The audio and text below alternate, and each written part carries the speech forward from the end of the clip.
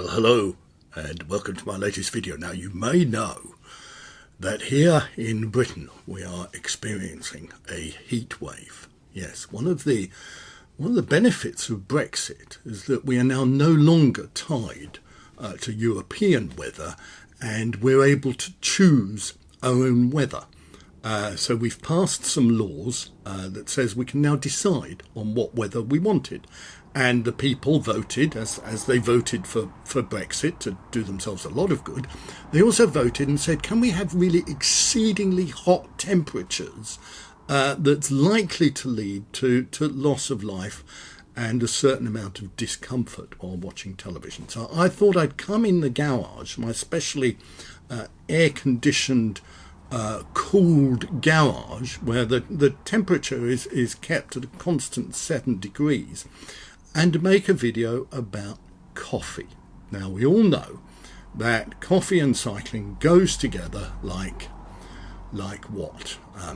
Sonny and Cher, Peters and Lee, poverty and typhoid. Actually, no, typhoid isn't necessarily a consequence of poverty, is it? It's a consequence of not having clean water. Clean water, that is something we'll get on to. So, we're going to make a cup of coffee, and you're going to want to know how Julian, in the hot weather, makes the perfect cup of coffee. So, let's not wait around any longer. Let's get stuck in. Right, well, in order to make a decent cup of coffee, we need a certain amount of equipment and we need a certain amount of stuff. And the stuff we're going to start off with is coffee. Now, Stuart, who's the gentleman with whom I swapped my Brompton for a Malton, is also a bit of a coffee aficionado. So when I went to see him, he made me a delicious cup of coffee. Now, the other day, my daughter came over and I made her a cup of coffee.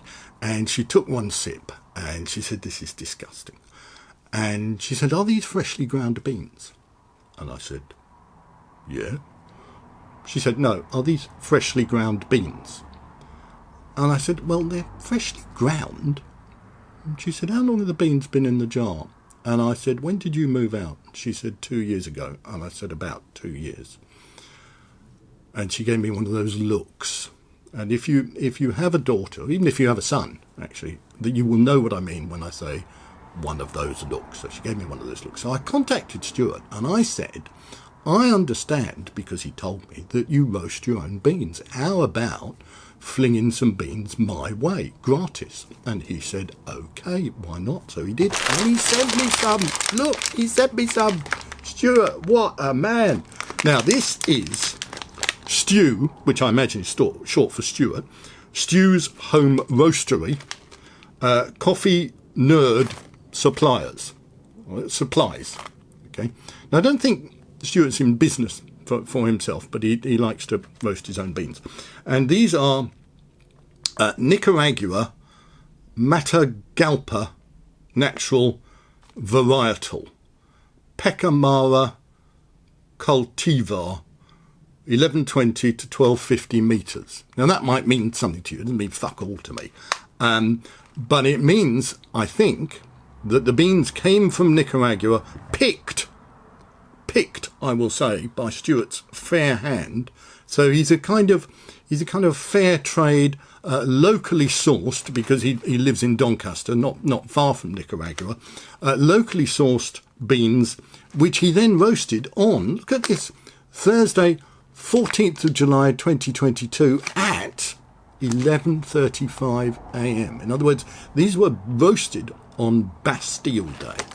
And if these beans do not taste, or rather, if these beans don't make a cup of coffee that is not the best cup of coffee I have ever had, and indeed my daughter has ever had, then I'll be contacting Stuart and asking for my money back, even though he didn't charge me anything, but that's a minor inconvenience. So, the bag has not been opened. Okay, that's the kind of bean rustle in the bag. Oh, it does smell rather deliciously of coffee. So let's open the bag. Oh dear, oh dear. Can you see that? Shall I tip some out? If you YouTube has gone through some changes lately. I don't know if you've noticed that. But if you touch the screen just there or there, okay, but not there or there and not there, it will release a very short burst of coffee gases, like that. That's quite a nice sound, isn't it? Into the ether where you're watching this video, and you will be able to smell what I can smell, which is, I can smell Nicaragua in there. I can smell Matagalpa. Oh yes, the Matagalpa is coming through in the aroma. I can smell the natural varietal. I can smell that, and I can definitely get a feel for the Pecamara cultivar, which is coming through in that kind of, that kind of brownness, the sort of coffee brownness that you get. Delicious, absolutely delicious. So we have to grind the beans. So let's get stuck into that, shall we? Here is my coffee grinder. This is a Bodum coffee grinder. Stuart had a really sophisticated, very expensive coffee grinding machine, but I can't help thinking that, a machine for grinding coffee is a machine for grinding coffee. And if I've got that wrong, Stuart or anybody else, leave a comment down below and let me know. So we're going to put some of the beans in, and one thing that Stuart did was to weigh the beans. So don't go away, I'll be back in a minute.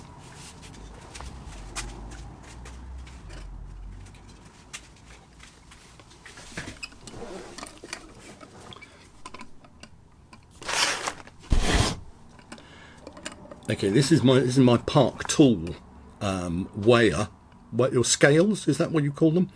And I'm going to put the bag on there, all right, and that tells me that I need about 2 or 3 heaped teaspoonfuls or coffee spoonfuls of Stew's roast. So put the scales down there, and let's get the old spoon into the grinder. All right, so we're going to need more than 2 or 3. That's not enough, Stu. I'm going to put in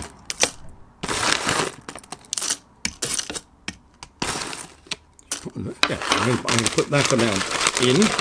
I hope you weighed it. If you touch the screen, by the way, there, but not there, it'll tell you what weight of beans I put into the grinder. I'm going to switch on the grinder now and cover your ears.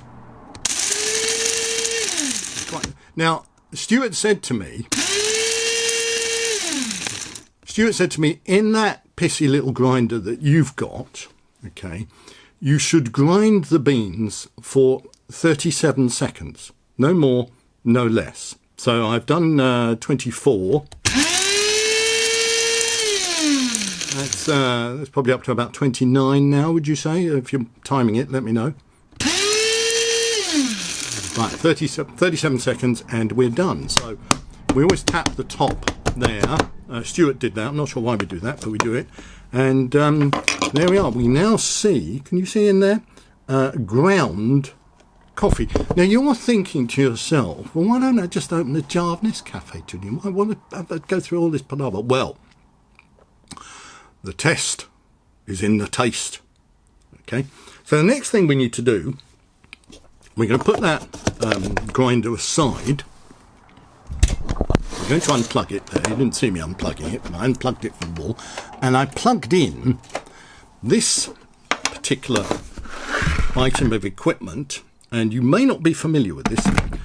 This is what's known in the trade as a kettle, and it's an electric kettle because it operates off electricity, not gas. All right. So I'm going to boil the water. Now, it's important that you have the right consistency of water. I'm using some locally sourced, artisanal, artesian, fair trade water, which I've got. It also came from Nicaragua, by the way, via Doncaster, and I can show it to you. It does look, it looks a lot like water, if I'm honest, but it's water that ensures the water producers get a fair return for their effort. Okay, so when they take their bottles and they fill them from the tap, which is hard work, let's be honest, in Nicaragua, they're getting a fair pay for their water. They get $4 per 1,000 gallons. Now, you might think that's not very good money, but it goes a long way in Nicaragua, I can tell you. I mean,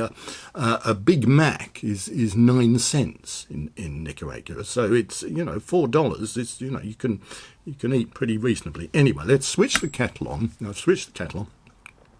It's going to start boiling now. Now, I'll probably speed up this part of the video, or I might even add some music, which, as you know, I never add to my videos because I think music in videos is shit. But I'll be quiet, shall I? You know that expression, actually, I know I said I'd be quiet, but I haven't been quiet. Let me just turn the kettle off because the noise is getting a little bit irritating. You know that expression, that old wives' expression, which is a watched kettle never boils. Now, this is because back in the 17th century, when they first started using electric kettles, the electricity wasn't very good. It was in early stages of development, so it didn't produce very much power. So it took about a week for a kettle to boil, and that's why they said a watched kettle never boiled, because they did some experiments at the Skegness Institute of Technology, and they did some research, spoke to a number of people, Vox Pops, Channel 4, that kind of thing. And they discovered that if 70 people watched a kettle, then for 64 of them, it never boiled at all. And that's where the expression comes from. So let's put that back on now.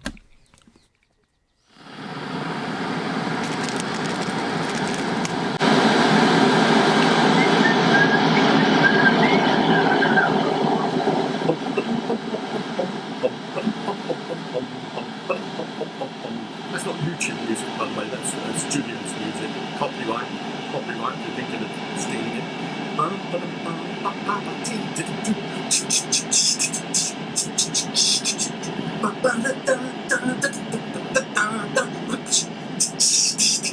Drum solo.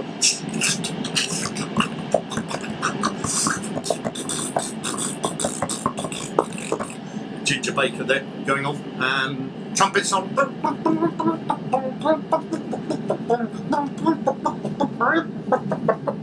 It's a bit more of a trombone, isn't it, than trumpet? Anyway, coffee. Water's nearly boiling, so we're going to turn that off. Now, you're thinking, well, hang on a minute. He's ground the coffee. He's boiled the water. So how's he going to bring the two together?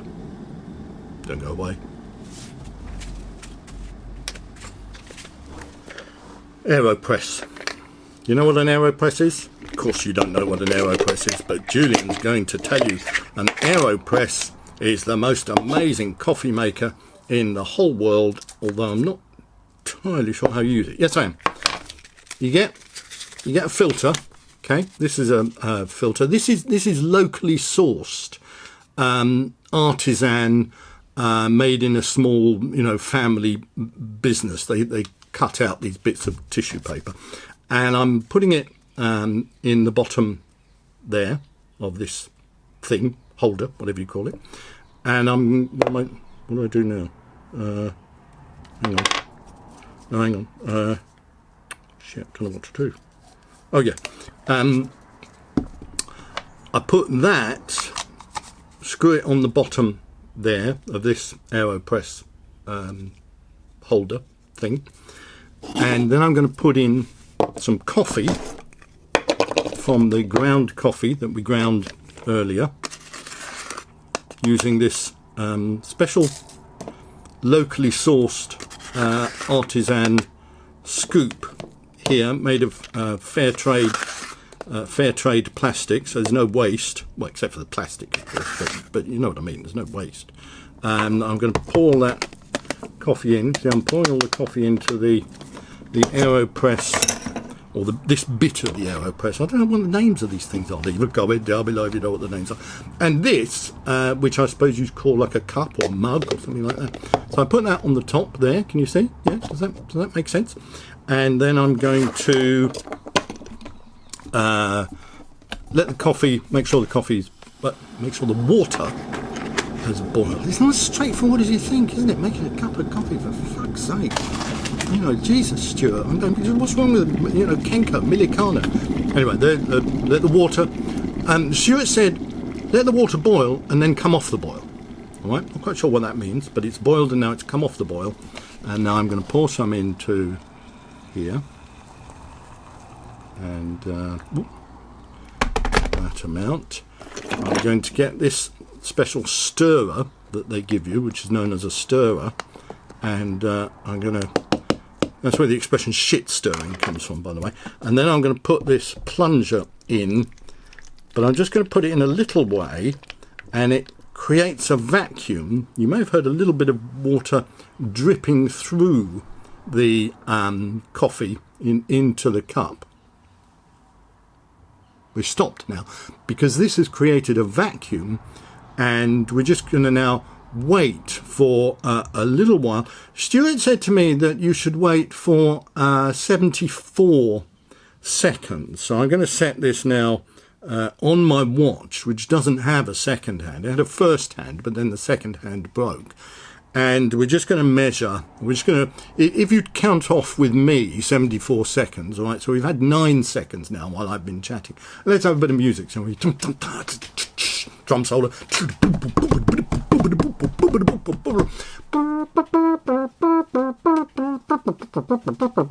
Was that like a clarinet? A bit lower, wasn't it? Perhaps an oboe, even a bassoon. No, bassoon would be like,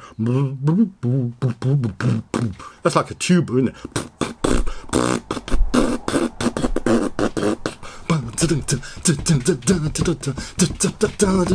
Better than YouTube music, but it's copyright, so don't think you can steal it and put it on your own videos, you bunch of thieves.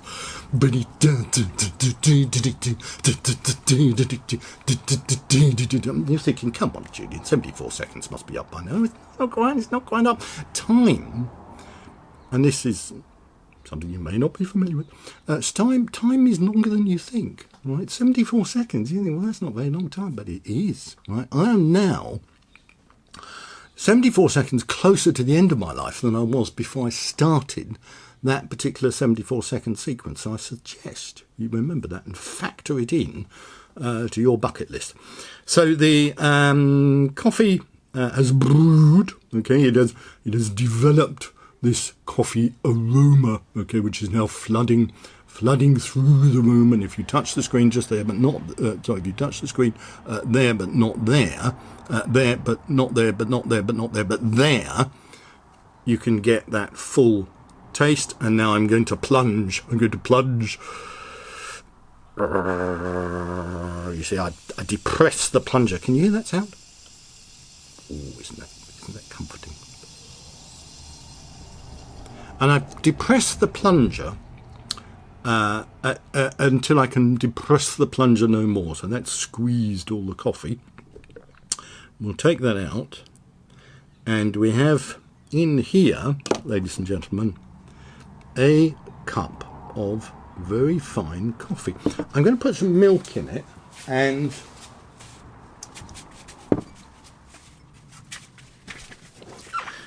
I have a cup. Now this is again a locally sourced artisan cup made by a small family, cup making family. Been in business for 1400 years. They passed it down from father to son, mother to daughter, father to daughter, mother to son.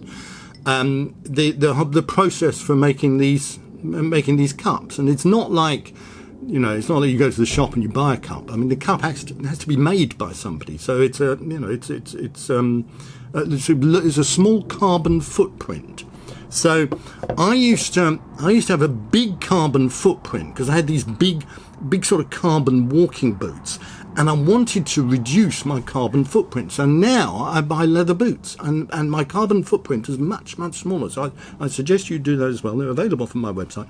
So I'm going to pour this into the cup. Can you see that? Can you see that? Oh, does that look nice, or does that look nice? And then I'm going to use some of this again, locally sourced Nicaraguan milk. Because the cows in Nicaragua, they grow on the upper slopes where the cocaine doesn't grow so well. And the cows feed there, mostly on the coffee, actually. They're quite partial to coffee, the cows. And then they milk the cows, well, as you would, and that produces this fair trade milk. So let's just pour that in there. Like a sort of barista would do, or a solicitor, a lawyer, other legal titles are available. And I'm now going to taste the coffee. So, cheers. Oh my God. Oh dear, oh dear. Oh, Stuart. Oh, mate. That is, it's delicious. That Nicaragua Matagalpa Natural Varietal Thursday 14th July 2022 11:35 a.m. coffee bean taste just comes through in every mouthful, and it is delicious. Stuart, you're the man, and that, ladies and gentlemen, is how you make one of Julian's cups of coffee. Thanks for watching. See you next time. I'm not making one for my daughter. No, she's blown her chances. No, she's had it. No, yeah, she had a chance, but didn't want it. I'm having this.